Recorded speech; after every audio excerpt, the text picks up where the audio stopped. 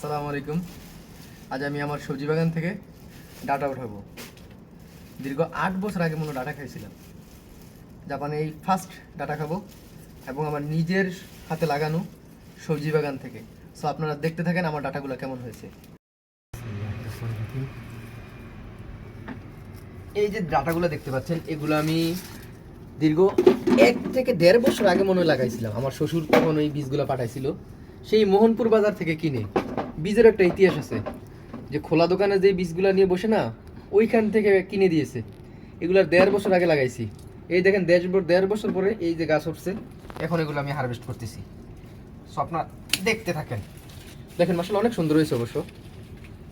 আর জাপানের মতো দেশে এই ফ্রেশ ডাটা খাবো, এটা আমি কোনোদিন কল্পনাও করি নাই। হয়তো আল্লাহ আমার সেই সুযোগ করে দিছে।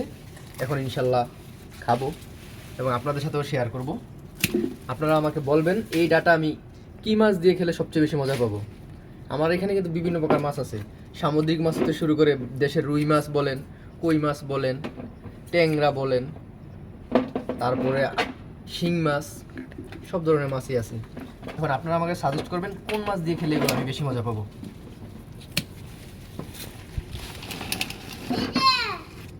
যাই হোক, আলহামদুলিল্লাহ উঠাই নিলাম নিজের লাগানো ডাটা। দেখেন মাশাআল্লাহ কত সুন্দর, কত টাটকা।